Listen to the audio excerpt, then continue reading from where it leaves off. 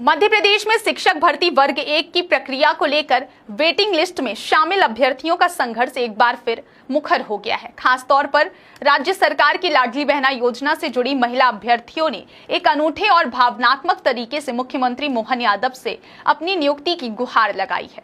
उन्होंने इंजेक्शन से अपना खून निकालकर मुख्यमंत्री को चिट्ठी लिखी है, जिसमें स्पष्ट संदेश है, हम लाडली बहनें हैं, लेकिन हमें सहायता नहीं, हमारा अधिकार चाहिए। भोपाल, दमोह और इंदौर से आई इन महिला अभ्यर्थियों ने अपनी चिट्ठी में बताया है कि वे पिछले साल रक्षाबंधन पर भी मुख्यमंत्री को अपनी समस्या बता चुकी थी।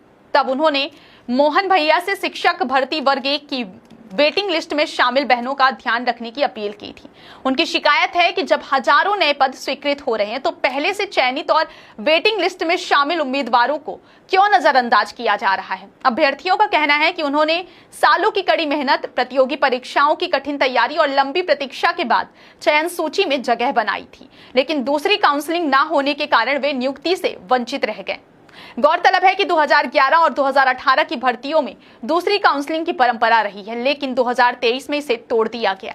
वेटिंग शिक्षक संघ के अध्यक्ष नीलेश गौतम ने इस मुद्दे पर वेटिंग अभ्यर्थियों में गहरे आक्रोश की बात कही है। उन्होंने सरकार से मांग की है कि बचे हुए खाली पदों पर तुरंत दूसरी काउंसलिंग के माध्यम से योग्य उम्मीदवारों की नियुक्ति की जाए।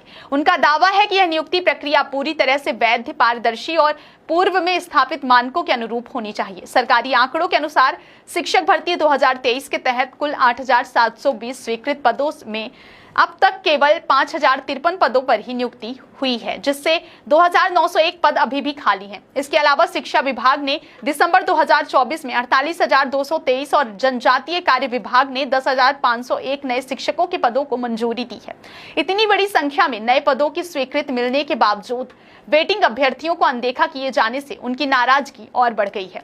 यह पूरा घटनाक्रम एक बार फिर यह सवाल खड़ा करता है कि क्या योग्य और मेहनती अभ्यर्थियों को केवल सरकारी नीतियों की तकनीकी जटिलताओं में उलझाकर वंचित रखा जाएगा? क्या सरकार इन लाडली बहनों की भावनात्मक पुकार पर ध्यान देकर न्याय सुनिश्चित करेगी? इन सवालों का जवाब आने वाले दिनों में सरकार की कार्रवाई से मिलेगा। फिलहाल इन अभ्यर्थियों की आंखों में उम्मीद और दिलों में बेचैनी है। इस खबर के बारे में आपकी क्या राय है, हमें कमेंट में जरूर बताएं।